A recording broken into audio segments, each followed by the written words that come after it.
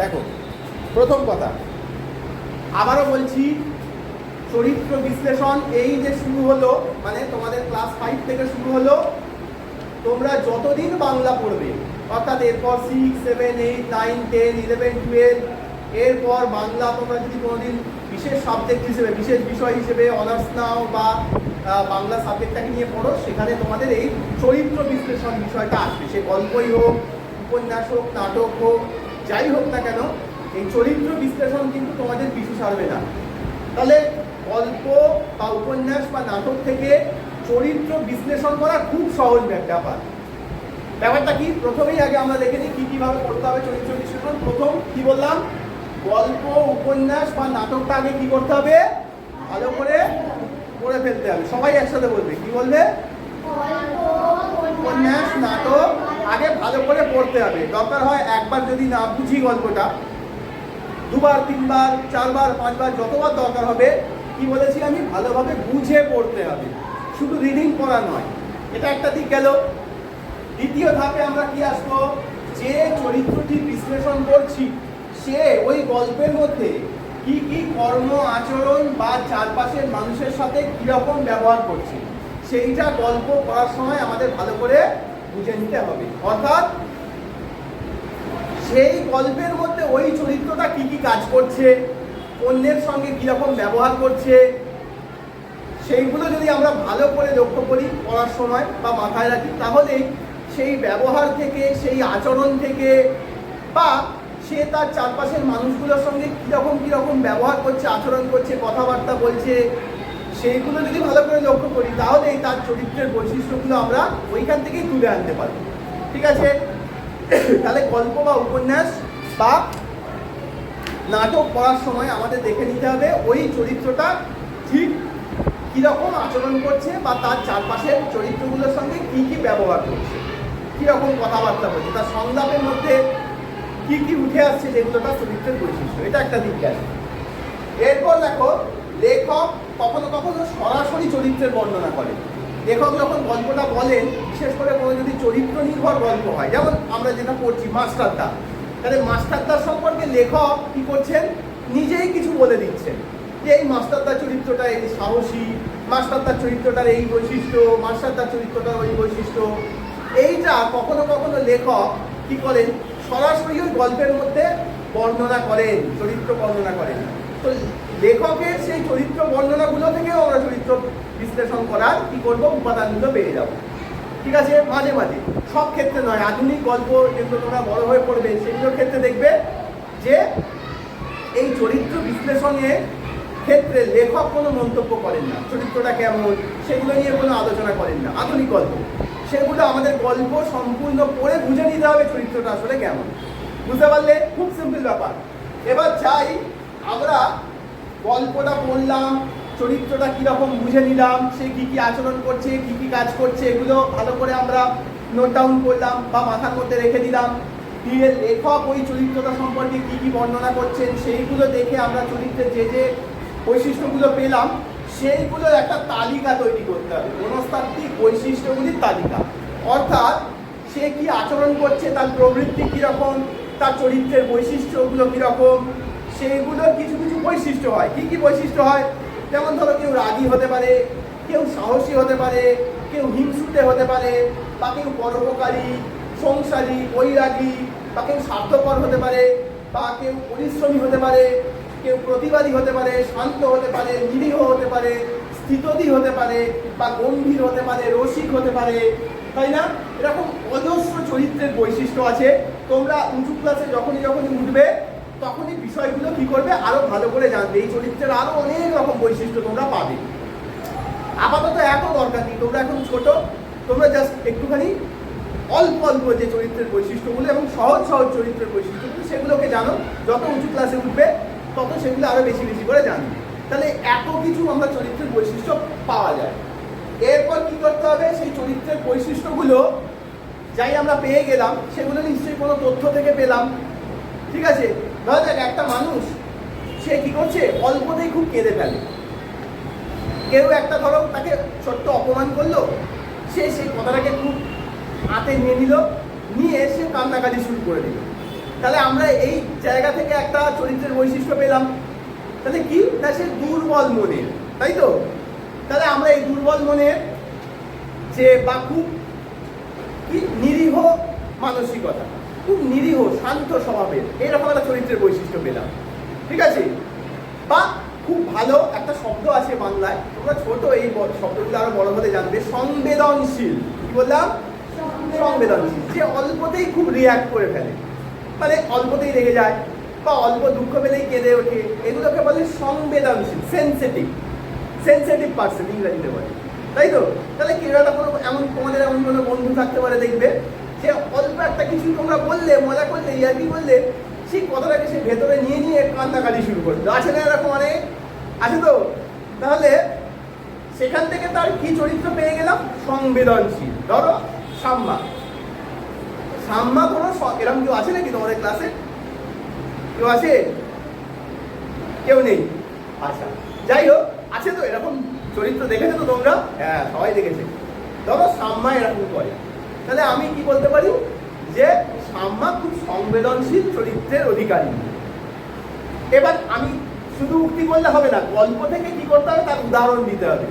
ধরা যাক তোমার নাম কি? শিরিন সাম্মাকে একটা ছোট্ট মজা করলো আর সাম্মা ভেউ ভেউ করে কেঁদে ফেললো। তাহলে এই যে উদাহরণ দিয়ে দিলাম, এখান থেকে কি প্রমাণিত হলো? যে সাম্মা আসলে সংবেদনশীল চরিত্রে। তাহলে তার চরিত্রের বৈশিষ্ট্য বললেই চলবে না, সেই বৈশিষ্ট্যটা আমি গল্পের কোথা থেকে পেলাম, সেই উৎসটাও বলতে হবে আমাদের। তাহলে এইবার আমরা সরাসরি গল্পের মধ্যে চলে আসি, ঠিক আছে?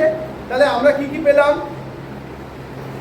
মাস্টারদা চরিত্রটা বিশ্লেষণ করছি। প্রথমে আমরা, তোমরাই বলো আগে, যে মাস্টারদা চরিত্রের কি কি বৈশিষ্ট্য তোমরা পেয়েছো এবং গল্পের কোন উদাহরণ থেকে, গল্পের কোন অংশটা থেকে তোমরা নিশ্চিত হলে যে এই চরিত্রটার এই বৈশিষ্ট্য, সেটা বলতে হবে কিন্তু, ঠিক আছে? সেই উদাহরণ দিয়ে বলতে হবে, অর্থাৎ তোমার উত্তরের সপক্ষে যুক্তি দিতে হবে যে এই চরিত্রটার বৈশিষ্ট্য আসলে এইরকম। বলো, একটা বলো, বলো বলো। শান্ত না, আমি একটু সংযোজন করি, আপাত শান্ত নিরীহ, অথচ তার অন্তরে রয়েছে কি না গভীর আত্মশক্তি। কি করে বোঝা যায়? তাকে দেখতে, তাহলে আমি বললাম মাস্টারদার চরিত্রটা আপাত শান্ত, আপাত নিরীহ, কিন্তু অন্তরের মধ্যে রয়েছে গভীর আত্মশক্তি। কিভাবে বোঝা যাচ্ছে না? তাকে দেখে বোঝা যেত না যারা শান্ত লোক, চললে আওয়াজ হয় না, গরম পায়ে চললেও তার আওয়াজ হয় না, দেখে কেউই বলতে পারতো না যে এই লোকটা এত বড় একটা কাণ্ড করে ফেলতে পারে, ইংরেজদের হাত থেকে 3 দিনের জন্য আমাদের ভারতবর্ষের স্বাধীনতা ছিনিয়ে আনতে পারে, সে চট্টগ্রাম অস্ত্রাগারকে লুণ্ঠন করে দিতে পারে, এত বড় একটা ইংরেজদের সঙ্গে যুদ্ধ করতে পারে, এত মানুষগুলোকে সে একজোট করে নেতৃত্ব দিতে পারে, তাহলে কেউ ভাবতেই পারেনি। তাহলে সে আপাত শান্ত, কিন্তু গভীরে, মনের গভীরে তার প্রবল আত্মশক্তি রয়েছে, আছে না? বুঝতে পারলে? তাহলে একটা চরিত্র পেয়ে গেলাম। হলো, এরপর বলার একটা চরিত্র, এই তো তোমরা পাচ্ছ,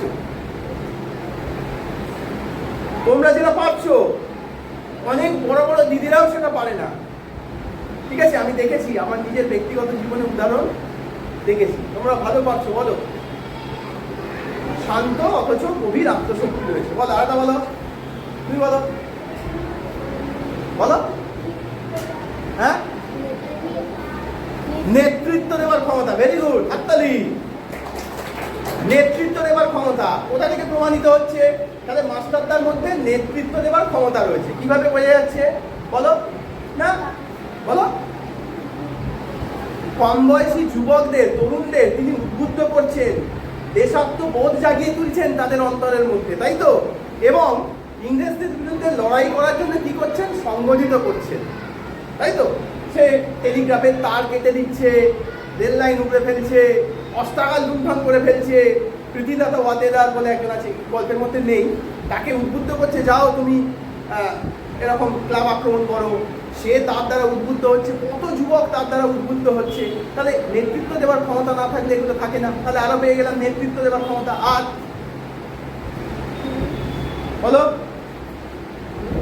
বলো বলো বলো, ভালো বলছো, বলো বলো। হ্যাঁ হ্যাঁ, প্রতিবাদী, ভেরি গুড, হাততালি। প্রতিবাদী, তাহলে ইংরেজদের বিরুদ্ধে, তাহলে কোথা থেকে প্রমাণিত হচ্ছে প্রতিবাদী? কারণ ইংরেজদের কোনো অন্যায় অত্যাচার তিনি সহ্য করেননি, তাদেরকে দেশ থেকে উৎখাত করতে হবে, এই পণ তিনি জীবনে নিয়েছেন। জীবন মরণ, তার জীবনটাও দিয়ে দিয়েছেন ওই জন্য, তাই তো? তার মধ্যে সেই প্রতিবাদী সত্তা না থাকলে এটা সম্ভব হতো না। Very good. আর কি সাহসিকতা, তাহলে কি দুর্দান্ত সাহসিকতা তার মধ্যে ছিল, যে একটা ছোট্ট জায়গা থেকে একটা ছোট্ট স্কুলের মাস্টারমশাই অঙ্ক পড়ান, অথচ সে এত বড় একটা কাণ্ড করে ফেলতে পারে। মনের মধ্যে তীব্র সাহসিকতা না থাকলে এই কাজটা করা যেত না। আর বলো, আর কি বলো বলো বলো। হ্যাঁ, আরে তার মধ্যে নিয়মানুবর্তিতা ছিল। আমি বললাম নিয়মানুবর্তিতা, খুব ভোর ভোর উঠতেন তিনি। আচ্ছা, জীবনে কোনোদিন নিয়মানুবর্তিতা ছাড়া বড় কর্ম করা যায় না। ডিসিপ্লিন লাইফ লিড না করলে বিরাট বড় কর্ম করা যায় না। তাহলে তার মধ্যেও সেইটা রয়েছে, সূর্য সেনের মধ্যেও সেই বৈশিষ্ট্য রয়েছে, কি ডিসিপ্লিন। তিনি নিয়মানুবর্তী জীবনযাপন করতেন। ভোরবেলা ঘুম থেকে উঠতেন, ব্যায়াম করতেন, স্তোত্র পাঠ করতেন, অর্থাৎ মনের মধ্যে তার ভক্তিও ছিল। এখানেও তার একটা বৈশিষ্ট্য, মনের মধ্যে ভক্তি ছিল তার, আবার দুর্দম সাহসিকতা ছিল। হ্যাঁ, তিনি রামকৃষ্ণ বিবেকানন্দকে তার আদর্শ বলে মানতেন, তার মধ্যে ভক্তি। এই এখানে একটা চরিত্র বেরিয়ে গেল, ভক্তি। তার মধ্যে ভক্তিও ছিল, সাহসিকতাও ছিল, আবার ভক্তিও ছিল। দেশাত্মবোধ তার মধ্যে কে জাগিয়েছে? স্বামী বিবেকানন্দ। স্বামী বিবেকানন্দ যে বলেছেন, যুবশক্তিকে আহ্বান করেছেন, দেশের কাজের জন্য আহ্বান করেছিলেন, যে আসো তোমরা দেশের জন্য আত্মবলিদান দাও। এই ডাকে সূর্য সেন সাড়া দিয়েছেন। তাহলে তার মধ্যে ভক্তি রয়েছে, আধ্যাত্মিক ভক্তি রয়েছে, আবার দেশের জন্য ভক্তি রয়েছে। তাহলে নিয়মানুবর্তিতা রয়েছে, ভক্তি রয়েছে, আর কি রয়েছে? আর কি বলো, তুমি বলবে বলে মনে হচ্ছে, বলো দেখি, বলো। একটা মিস যাচ্ছে, ভালো জিনিস একটা মিস করেছো, কি বলো বলো, পিছন দিকে বলো। আচ্ছা, তুমি বলো, বলতে পারছো না? আচ্ছা, ধরো তার মধ্যে শিল্প সাহিত্যের বোধ রয়েছে, যেটাকে কি বলে রসবোধ। শুধু যে তিনি দেশের জন্য নিজের আত্মবলিদান দিয়েছেন, সাহসিকতা রয়েছে, একটা সিভিলারি বলে যেটা, সেইটা রয়েছে, সাহসিকতা রয়েছে, একটা বিরাট আত্মশক্তি রয়েছে। তিনি একটা কঠিন কঠোর চরিত্র, গুরুগম্ভীর চরিত্র। অথচ দেখো, তিনি গান ভালোবাসেন, রবীন্দ্রনাথের গান তার খুব প্রিয়। রবীন্দ্রনাথের কবিতা তিনি আবৃত্তি করে পাঠ করতেন, বিভিন্ন চিঠির মধ্যে রবীন্দ্রনাথের কবিতার উদ্ধৃতি দিতেন। সেখান থেকে কি বোঝা যাচ্ছে? তার মধ্যে শিল্প, সাহিত্য, সংস্কৃতির প্রতি একটা গভীর অনুরাগ রয়েছে, তাই না? তাহলে এই চরিত্রের বৈশিষ্ট্যটা লিখলে তার এগেনস্টে এই উদাহরণটা দিয়ে দিলে। রবীন্দ্রনাথের তিনি কবিতা পাঠ করতেন, গান গাইতেন, তার চিঠিপত্রের মধ্যে রবীন্দ্রনাথের কবিতার উদ্ধৃতি দিতেন, তাই তো? তাহলে এই একটা চরিত্রের বৈশিষ্ট্য হয়ে গেল। আচ্ছা, তার মধ্যে মেধা রয়েছে ভীষণ পরিমাণে, আছে না? তাহলে সূর্য সেন ভীষণ মেধাবী একজন ব্যক্তিত্ব ছিলেন। কিভাবে বোঝা যাচ্ছে? তিনি অঙ্কের শিক্ষক। কি অঙ্ক কঠিন মনে হয়? মনে হয় তো? তাহলে সেই অঙ্কের মতো একটা বিষয়ের শিক্ষক তিনি, আবার একটা হাই স্কুলের শিক্ষক। এই মেধা না থাকলে হয় না। তার উপরে এই যে ইংরেজদের সঙ্গে লড়াই করার জন্য যে পরিকল্পনাগুলো করতে হয়েছে তাকে, সেগুলো কিন্তু চূড়ান্ত মেধা না থাকলে হয় না। কারণ ইংরেজরাও কিন্তু খুব একটা ডিসিপ্লিন জাতি ছিল। তাদের সেনাবাহিনী অত্যন্ত শক্তিশালী, তাদের কাছে আগ্নেয়াস্ত্র আছে, তাদের কাছে গোলা বারুদ রয়েছে, আর ভারতীয়দের কাছে কিছুই ছিল না। তাহলে সেইগুলোর বিরুদ্ধে লড়াই করার জন্য একটা ব্লু প্রিন্ট তৈরি করতে হতো, একটা নকশা তৈরি করতে হতো সেই আন্দোলনের। তো সেগুলোর জন্য চূড়ান্ত মেধা না হলে এই পরিকল্পনাটাকে করতে পারতো না। তাহলে সূর্য সেনের মধ্যে সেই মেধাটাও রয়েছে, ভীষণ মেধাবী চরিত্রের, তাই তো? আর কিছু বাদ গেল? তার মধ্যে বাঙালিয়ানা, তোমরাই বলেছিলে বাঙালিয়ানা, ধুতি পাঞ্জাবি পরেন একদম বাঙালিদের মতো, ঠিক আছে? আর কিছু আছে? সাহসী, মেধাবী হলো, বাঙালিয়ানা হলো, স্বাধীন চেতা হলো, ভক্তি হলো, নেতৃত্ব দেওয়ার ক্ষমতা হলো। এগুলোই অনেক বড় উত্তর হয়ে যাবে, তোমাদের জন্য যথেষ্ট এগুলো। এরপর আরও যখন বড় হবে দেখবে আরও মনস্তাত্ত্বিক বৈশিষ্ট্যগুলো একটা চরিত্রের সূক্ষ্ম সূক্ষ্মভাবে তোমরা কী করছো, চিনতে শিখছো। আরও উত্তরগুলো গোছানো হবে তোমাদের, কিন্তু অভ্যাসটা চালিয়ে যেতে হবে। তোমরা এখন অনেক ছোট, কিন্তু যত বড় হবে, যত উঁচু ক্লাসে উঠবে, আমি থাকি বা নাই থাকি, আমি তো নাও থাকবো, আমি তো তোমাদের চিরকাল তোমাদের সঙ্গে থাকবো না। তাহলে যখন তোমরা লিখবে, লিখবে এই বিষয়গুলো মাথায় রাখবে, দেখবে অত্যন্ত সহজ জিনিস। এইসব বিষয়গুলো বাংলা একেবারেই সহজ, এগুলোর জন্য মুখস্থ করার কোনো দরকার নেই। সামান্য একটু বুদ্ধি খাটালেই এই উত্তরগুলো তোমরা নিজেরাই হুড় করে লিখে দিতে পারবে। বুঝতে পেরেছো? তাহলে এইটা তোমরা পরের দিন গুছিয়ে তোমাদের খাতার মধ্যে লিখে নিয়ে আসবে। এরপরেই রয়েছে গান্ধীজির চরিত্র, গান্ধীজির একটা পিস রয়েছে, ওইটা তোমাদের আবার এরকমভাবে বিশ্লেষণ করবো। তোমরা নিজেরাই লিখে নিয়ে এসে আমাকে দেখাবে, তোমাদের মানে বইয়ের থেকে তোমাদের উত্তরটা বেশি ভালো হবে, এটা আমি বলে দিলাম। ঠিক আছে?